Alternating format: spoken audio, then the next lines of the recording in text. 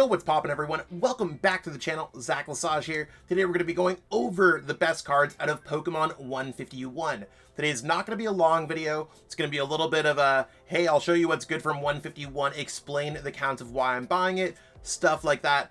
So if I'm going to my local stores, which I'm going to try to go to Deco Gaming, AtlasTCG, and PTCGL store to be picking up all my needs. Check out the description for all of those affiliate discounts. I'm going to be picking up the following cards, so we'll see exactly how that goes. Give this video a like, share, subscribe, all that great stuff. And in the pinned comment, I will share the buy list, but feel free to take a screenshot of when we're into the video.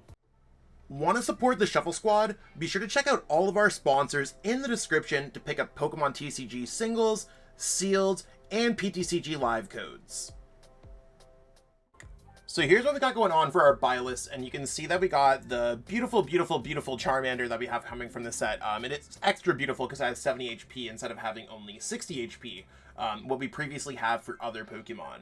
If you want to know what the most impactful Pokemon cards are going to be in the set, it's going to be the Charmander, because now it has a slightly better Lost in Box matchup because they just can't go Sableye, 60-60, knocking out two Charmanders, giving Charizard EX from Obsidian Flames a better chance in the metagame. On top of that, we're going to have Pidgey.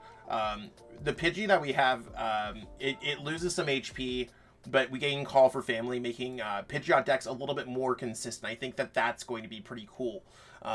We have the Zapdos, which we could see getting tossed into a Miraidon deck, but again, uncertain. We have Mew EX, which is going to see a lot of success in quite a few different decks. And of course, you can always use the restart ability to draw some extra cards, but we're going to use Genome Hacking, and this might give a Gardevoir deck a chance to use Radiant Greninja and copy some attacks, or Lost Unbox deck copies Lost Impact on a Giratina V-Star.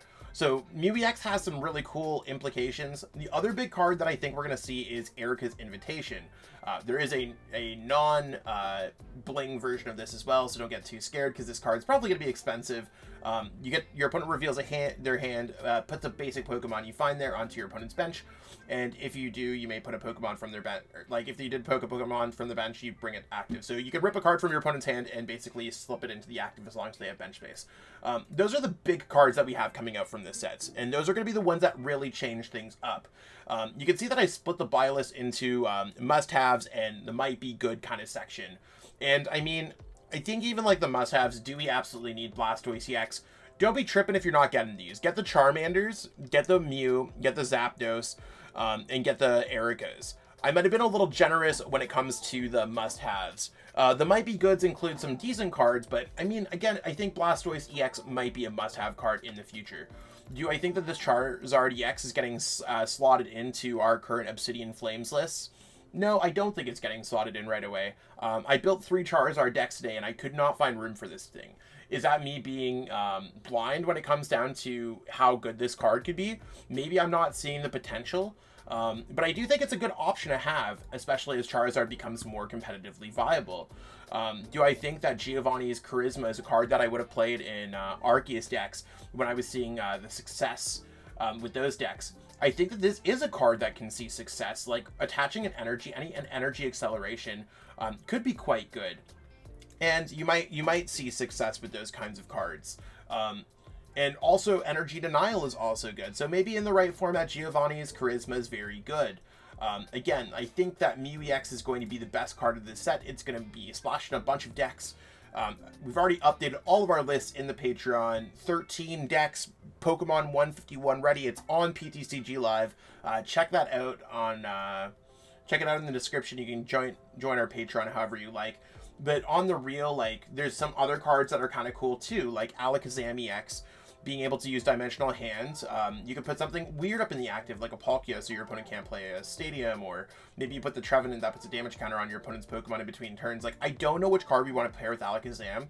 If you ask me in the 2-3 years lifetime where the set's going to be cool, like legal for standard, is this card going to be good? My answer is I don't know. And I think that there's reasonable suspicion to think this card sucks. 120 is not a lot, but if you gave a lot of Pokemon an attack that does 120, I mean, Cramorant does 110, and that's a good attack. What could be good with 120, right? And I think that's where we really have to think, like, what cool Pokemon could we put up that normally wouldn't attack, that normally just has an ability, that normally, now we have a whole other possibility, a whole other dimension with Alakazam. There's other cards like Dodrio that it's just like putting damage counters on your Pokemon, building up towards a gigantic ballistic break. Is this Lost Zone fodder right now? Yeah. In the future, is this going to be a big attack where maybe we drew 9 cards in the game and we're doing 280 for 1 and that's just Litz?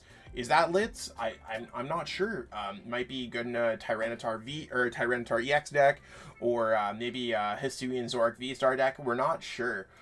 Vileplume could be the future of energy acceleration in a world where we don't have all of the typing acceleration that we have right now. Like, right now we have Baxcalibur, we have Mirage Gate, we have Flaffy, Electric Generator, we have Dark Patch. Like, I could literally name things for, like, pretty much any type. Gardevoir EX is Psychic type. But, like, is Vileplume the best way to accelerate energies for other decks? Maybe there's going to be some sick Vileplume deck in the future. Considering this card's going to be pretty cheap upon release because it's not one of the big cards out of the sets, it's probably worthwhile to like start building up the back catalog and picking these up to future-proof yourself. Maybe there's some cards that I miss here too.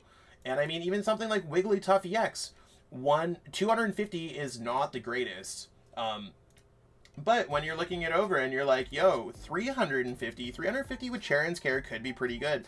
I mean, I've covered these in a few articles before, not necessarily on the Shuffle Squad, but I think like there's some cool cards in this set. This set's probably more impactful than Obsidian Flames was. And that being said, like Obsidian Flames almost did nothing to our metagame except allowed Charizard to exist. Now we're in a format where, you want to know what, at least Erica's causes you to think differently. Mew EX causes you to think differently. Pidgey is better. Charmander is better. Like, there's a few cool things that are in this set. But mainly, I think, like, it's probably going to be a Charmander, Mew, Zapdos, and Erica's when it comes down to it. So think about that when it comes to picking things up. And again, like, you could totally take a little screenshot of this. It tells you what I think is good. And I mean, if you think there's other cards that are good too, don't listen to me. That's fine. I'm just merely shouting my opinion into the void that the internet is. You know what I'm saying? So hopefully you all enjoyed learning to see exactly what I got going on from this. I think Pokemon 151 is a cool set. Definitely gives me the nostalgia vibes. Like, if I would give it a rating, I think this set's like a 4 out of 10. Maybe it's a 5 out of 10. We'll just give it for the nostalgia overload bump. But right now, I think like there's some good enough cards to pick up.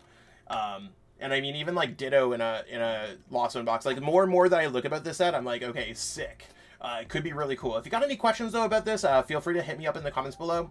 Totally love to kind of explain my thought process on some of these cards. Because as I look through it, I'm sure there's got to be some questions. If not, then let me close things out here.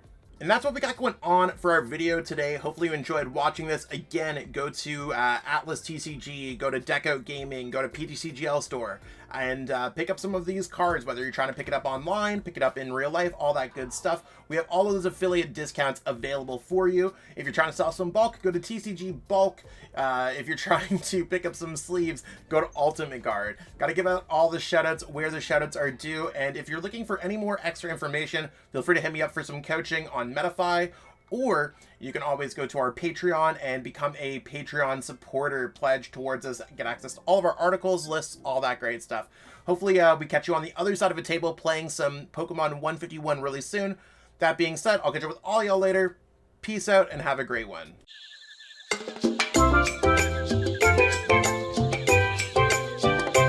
Hey trainers, tired of having too many cards lying around? I know that feeling, and I know what a hassle it is to try and sell those cards. But selling bulk is now easier than ever with TCG Bulk. Find tons of potential buyers in a single place. You just download the app, look for the best buyer near you, and carefully pack your bulk, ship it, and you get paid. It really is that simple. Turn the cards you don't want into the cards you absolutely need for your next deck.